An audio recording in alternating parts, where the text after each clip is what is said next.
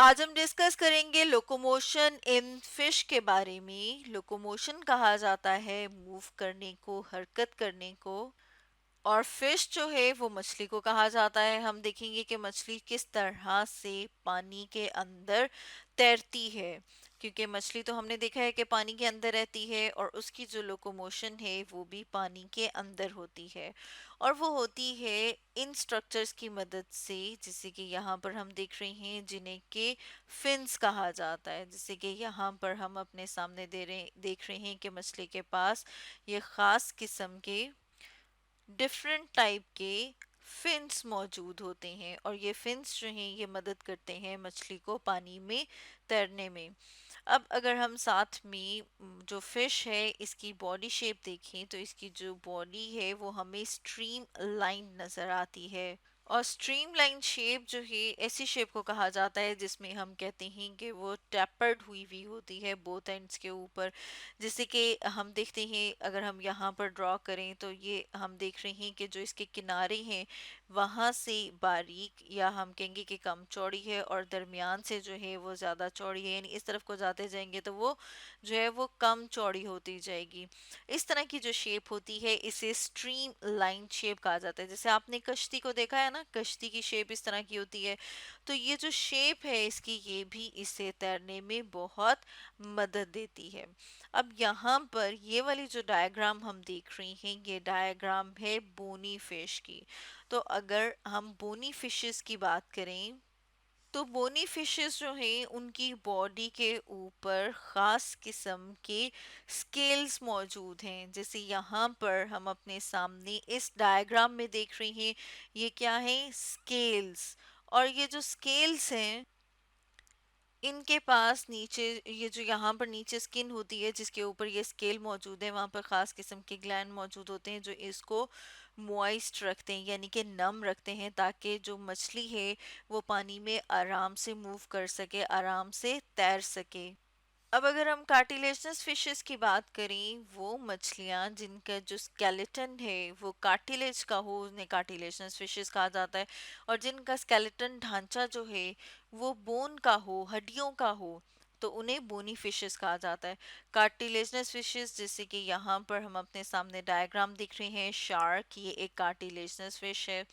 इनकी सरफेस के ऊपर स्केल से थोड़े से मुख्तलिफ हमें जो है स्ट्रक्चर नजर आते हैं जिन्हें के डर्मल डेंटिकल्स कहा जाता है। अब इनको अगर हम थोड़ा सा गौर से देखें तो हम देख रहे हैं कि ये जो हैं ये इस तरह के जैसे कि प्लेट सी होती है, ये स्केल से थोड़े से हमें मुख्तलिफ नज़र आ रहे हैं। और इनके पास भी उसी तरह से क्या है, ग्लैंड्स मौजूद हैं जिनको मॉइस्ट रखते हैं ताकि जो फिश है वो आराम से पानी में मूव कर सके। अब अगर हम फिशेस जो हैं उनके फिन्स की बात करें तो हम सबसे पहले बात कर लेते हैं डॉर्सल फिन की। डॉर्सल फिन जो कि हमें ये जो नज़र आ रहा है इसे डॉर्सल फिन कहा जाता है। और डॉर्सल फिन जो है वो एक ही होता है, यानी इसका कोई पेयर नहीं है, ये एक ही मौजूद होता है। और अगर हम इसके फंक्शन की बात करें कि ये क्या कर रहा है, तो ये जो फिश है उसको स्टेबलाइज करता है, यानी कि वो वाटर में जो है वो आराम से मूव कर सके। इसके अलावा अब अगर हम एक और फिन्स की बात करें तो जैसे कि यहाँ पर हम देख रहे हैं ये वाले जो फिन है इसे पेक्टोरल फिन्स कहा जाता है। अब ये जो पेक्टोरल फिन होते हैं ये दो होते हैं, यानी एक तो हमें यहाँ पर नजर आ रहा है, दूसरा बॉडी के दूसरी साइड पर इसी जगह पर मौजूद होगा, यानी कि पेयर की फॉर्म में मौजूद होते हैं। अब अगर हम पेक्टोरल फिन के फंक्शन की बात करें कि पेक्टोरल फिन जो है उनका क्या फंक्शन है, तो वो हम देखते हैं कि वो तीन तरह की मूवमेंट में हेल्प कराते हैं।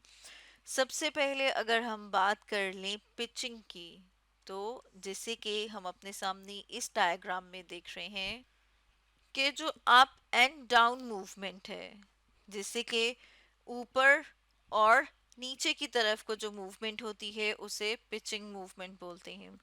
इसी तरह से जब फिश जो है वो साइड मोशन शो करती है, जैसे यहाँ पर हम देख रहे हैं, तो इसको क्या कहा जाता है, इसको कहा जाता है योइंग।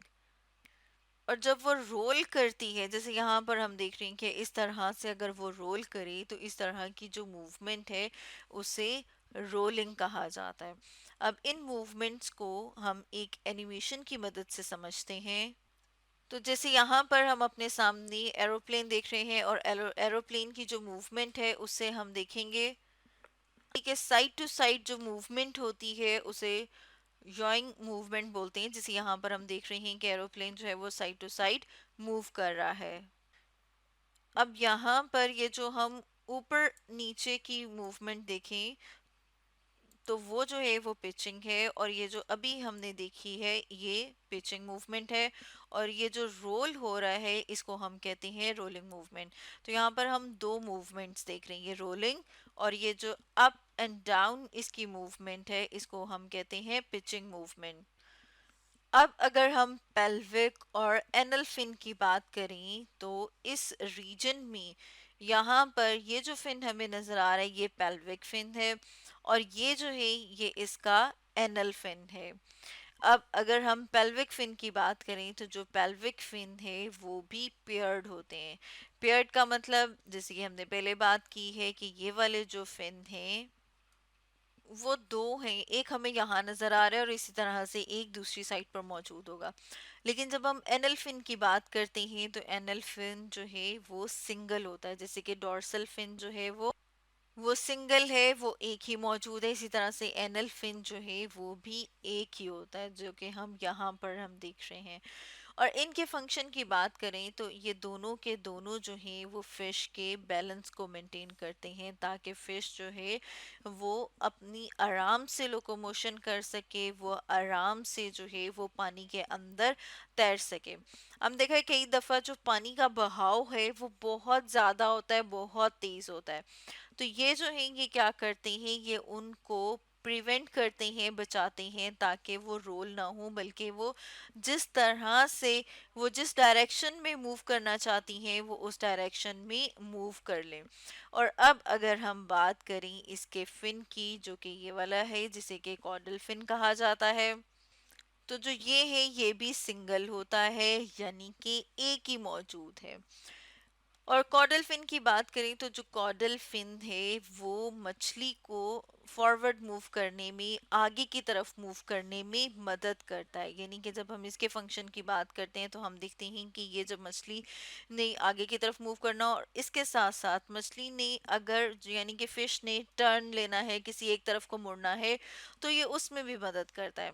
ये बिल्कुल इस तरह से काम करता है जैसे गाड़ी का एक स्टेयरिंग होता है ना। आपने देखा है कि जब हम गाड़ी को किसी एक तरफ घुमाना होता है तो हम उसके स्टेयरिंग को घुमाते हैं। तो ये जो कॉर्डल फिन है ये इसी तरह से काम करता है, स्टेयरिंग की तरह से। और मछली ने, फिश ने किसी तरफ टर्न करना हो तो ये उसमें मदद देता है। इसके अलावा अगर हम एक और सॉरी ऑर्गन को देखें जिसे स्विम ब्लैडर कहा जाता है, जिसे कि यहाँ पर हम देख रहे हैं, इन सर्कल कर रहे हैं। और ये जो ऑर्गन है ये मछली को मदद देता है फ्लोट करने में, यानी कि तैरने में। और ये एक खास प्रॉपर्टी होती है जिसे कहा जाता है बयोंसी। जैसे कि यहाँ पर हम अपने सामने लिख रहे हैं कि फिश ब्लैडर जो है वो मदद करता है मछली को पानी में तैरने के लिए। जैसे कि हमने देखा है कि कुछ आपने देखा होगा कुछ टाइम ऐसा होता है कि मछली जो है वो पानी के अंदर तैरी होती है, और कभी जो है वो पानी के ऊपर आ जाती हैं, तो उसमें कि उन्होंने पानी के अंदर रहना है या ऊपर आना है, उसमें उनका स्विम ब्लैडर जो है उन्हें काफ़ी मदद देता है। तो इस तरह से हमने देखा कि फिश जो है वो किस तरह से लोकोमोशन करती है। तो स्टूडेंट्स आज हमने स्टडी किया लोकोमोशन इन फिशेस के बारे में।